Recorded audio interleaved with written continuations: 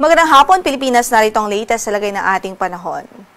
Ngayon nga po ay tatlong weather systems na nakakaapekto sa bansa. Nariyan pa rin ang shear line at nagkakaapekto po ito dito sa extreme northern Luzon. Nagdudulot pa rin huya ng maulap na papawirin at mga kalat-kalat na pagulan at mga isolated o pulo-pulong mga pagkidlat, pagkulog dito nga po sa Batanes at Babuyan Islands. Samantala, yung intertropical convergence zone nakakaapekto rin ho ngayon sa Mindanao at nagdudulot pa rin ho ito ng mga pag-ulan dito sa Caraga at Davao region.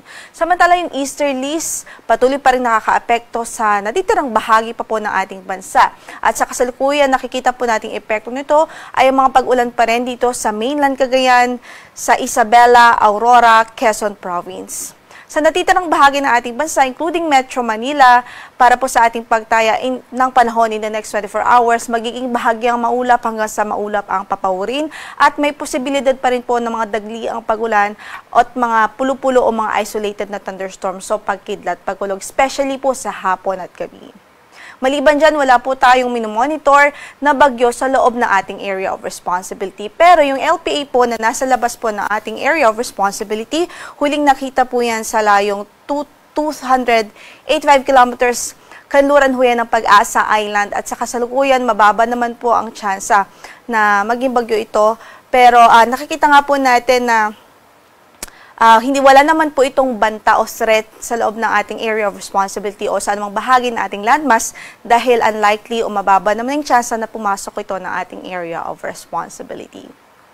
Samantala, para sa pagtaya ng ating panahon bukas, likely pa rin magiging maulap dito sa Batanes, Babuyan Islands dahil pa rin nga yan sa shear line. Gayun din dito sa mainland Cagayan, Isabela, maging sa Aurora at Quezon Province. Malaki ang tsansa na bukas ay maulan pa rin o mataas pa rin ang tsansa ng mga pag-ulan dahil naman sa easterlies. Samantala, sa Metro Manila at natitirang bahagi pa ng Luzon, bahagyang maulap hanggang sa maulap ang papawirin. May tsansa lamang ng mga isolated o pulo-pulong mahihinang mga pag-ulan, especially sa hapon at gabi. Para sa pagtaya nating temperatura dito sa Metro Manila, 24 to 32 degrees Celsius ang pwede maging agwat. Sa Baguio, malamig pa rin ho, 16 to 24 degrees Celsius. Sa Lawag, from 24 to 32 degrees Celsius. Habang sa Tuguegarao, from 22 to 31 degrees Celsius. Sa Legazpi naman ay 24 to 32 degrees Celsius. Habang sa Tagaytay, malamig pa rin ho doon, from 22 to 30 degrees Celsius. Dumako naman tayo sa Palawan, sa Kabisayaan at maging sa Mindanao kung saan bukas ine-expect pa rin natin mataas ang tsansa pa rin ng mga pag-ulan sa eastern side o silangang bahagi ng Mindanao. Posible pa rin ng mga pag-ulan dahil pa rin ho yan sa intertropical convergence zone. Pero sa natitirang bahagi ng Mindanao, sa halos buong Kabisayaan ay maaliwalas naman na panahon o improved weather ang inaasahan. Kasama na po ang Palawan o natitirang bahagi pa ng Luzon. Para sa pagtaya ng ating temperatura sa Davao, from 24 to 32 degrees Celsius ang inaasahang maging agwat ng temperatura. Sa Cagayan de Oro, from 24 to 32 degrees Celsius, 24 to 31 naman sa Tacloban, gayon din sa Iloilo City, 25 to 31 degrees Celsius sa Cebu City, at 24 to 32 degrees Celsius sa Zamboanga City. Sa Puerto Princesa, 24 to 31 degrees Celsius din ang inaasahang magiging agwat ng temperatura bukas. Ngayon nga po ay walang gale warning na nakataas sa lumang bahagi ng ating mga baybaying dagat. Bagamat dito po sa Northern Luzon at sa mga baybaying dagat ng Northern Luzon at Eastern section ho ng Central Luzon ay may katamtaman hanggang sa maalon pa rin kondisyon ng karagatan, kaya't pinag-iingat pa rin natin ang ating mga kababayang mandaragat doon, especially yung mga gumagamit po ng mga maliliit na sasakyang pandagat. Samantala, para naman sa outlook natin in the next 3 days o mula Sunday hanggang Tuesday, dito po sa Metro Manila, inaasahan natin ang bahagyang maulap hanggang sa maulap na papawirin at may tsansa pa rin ng mga thunderstorms, especially sa hapon at gabi.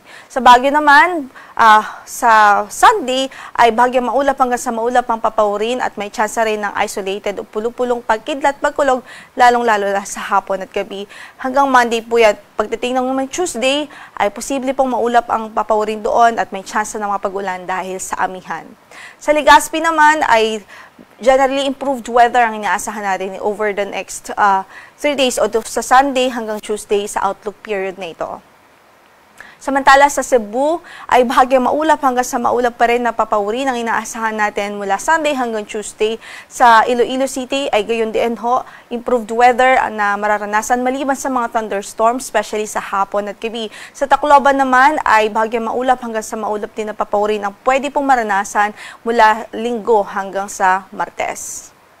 Pagdating naman ho sa Davao, Sunday, may tsansa po ng mapag-ulan pa rin dahil sa Intertropical Convergence Zone. Pagdating naman ng Monday at Tuesday, improved weather ang inaasahan sa Metro Davao. Sa Cagayan de Oro ay bahagyang maulap hanggang sa maulap pa rin ang papawurin at posible pa rin ang mga thunderstorms, especially sa hapon at gabi. Habang sa Zamboanga ay bahagyang maulap hanggang sa maulap pa rin ang papawurin at inaasahan pa rin natin ang mga chances ng mga dagli ang pagulan at mga pulo-pulo o mga isolated thunderstorms, especially sa hapon at gabi. Kaya't mag-antabay po tayo sa mga posibilidad ng pag-i-issue ng rainfall advisories o kaya na may thunderstorm advisories ng ating Pag-asa Regional Services. So tumutok po at mag-monitor po sa mga updates ng Pag-asa. Ang sunset po natin for today is 6 p.m. at inaasahang sisikat ang araw bukas sa ganap na alas 6:20 ng umaga. Yan ang latest mula sa Pag-asa. Ito po si Lori de la Cruz Galil.